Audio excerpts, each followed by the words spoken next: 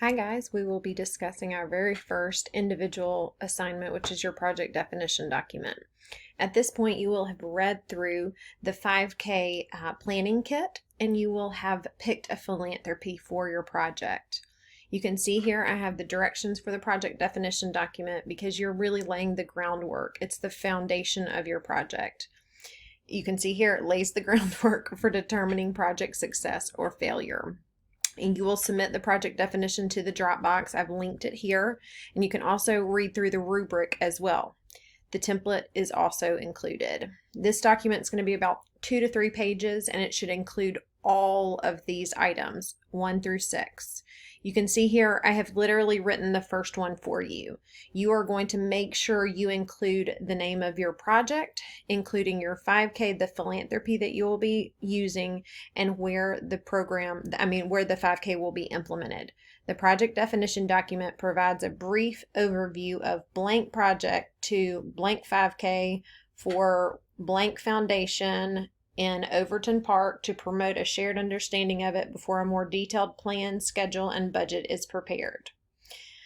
Our next section, in the problem and opportunity section, you are going to be describing the problem or opportunity the project seeks to address. So with your 5K, what is your 5K trying to do? What is the problem that it's trying to solve?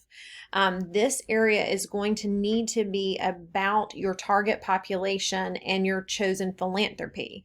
This section should address your chosen philanthropy and what the philanthropy is trying to accomplish, such as raising money and or awareness about the problem or opportunity. This information can be found on your philanthropy's website. Make sure that you spend some time researching it as well as putting it in your own words. Please make sure you include this information in the problem and opportunity section. I highly recommend that you are very well versed and familiar with your philanthropy. Because if you know what it is for, why it exists, then you will be able to address the problem and opportunity section. The project goal. A clear and concise statement of the project or program's intended purpose and desired result. You have learned about goals in multiple classes in health sciences. Make sure this is a nice, concise statement. What are you trying to do with your 5K? I've given you the 5K. I've given you you have picked the philanthropy. I've told you to pair the two of those together. Why have I told you to pair them together? Make sure that you are able to answer that. And what are you trying to have happen because of your 5K and philanthropy together? What are you wanting to accomplish through this event? Project critical success factors. I will reiterate this multiple times in this course, but project critical success factors have to do with your schedule, your scope, your budget, and the quality of the project. You can see here, this is considered your project objectives. So you will include 2 to 3 detailed SMART objectives. If you do not know what SMART objectives are, please, please, please make sure you do. Specific, measurable, attainable, realistic, and time-bound objectives that will determine whether or not implementation of your project was successful.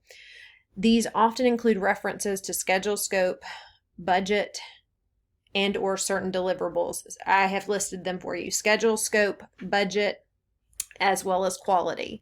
This is an example process objective. However, this has nothing to do with your project, so make sure you create your own. Okay? You can see here by the end of the program.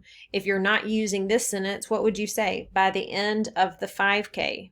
What would you include? You would not include this information, but you can see this is a very well-written SMART objective because I can measure it, right? By the end of the program, when we finish whatever program, this is a hypothetical program, 80% of participants will attend 4 out of 5 physical activity sessions. Again, this has nothing to do with your 5K, but I did want you to see an example of a SMART objective. So you will be including 2 to 3 SMART objectives here. All right, scope section. This is important because you can see here, this is providing a high level list of activities to be completed during your 5K for whatever philanthropy you choose. This is what you are giving to your participants, what you are including in their experience. You need to make sure this is a detailed list. You will also need to make sure you are including out of scope activities. When we look at out of scope, these are the things that can derail us from the main focal points of our project. So if we are, I'm just going to discuss weather. Weather is always a scope factor, right? Are we going to provide a 5K if it rains? Right? So this is an example of something that could be like a rain date. Would you provide a rain date for your 5K? I have participated in some 5Ks before where they did not have a rain date. So they said, if it is raining and lightning, if there's a storm essentially during the 5K, we will not provide a rain date. Basically, this is the one time we are going to offer this 5K, and if we have to cancel it, we are not going to make up the 5K. Please make sure you do read through more of your course information that is provided in your modules about in scope and out of scope if you have further questions on that. I have detailed this in my rubric as well. You can also see your very last item here are the key stakeholders. This is a list of individuals or groups that have interest in or will be impacted by the implementation of your project or program. Okay, so think about all of the people who have an interest in your 5K. Think about all of the people who might be impacted by your 5K. Think about the location that it's in. Think about the people who are participating in your 5K. This list can be very expansive. It can be very large, thinking about all the stakeholders involved in a project. I want you to make sure that you are doing the best that you can on this project.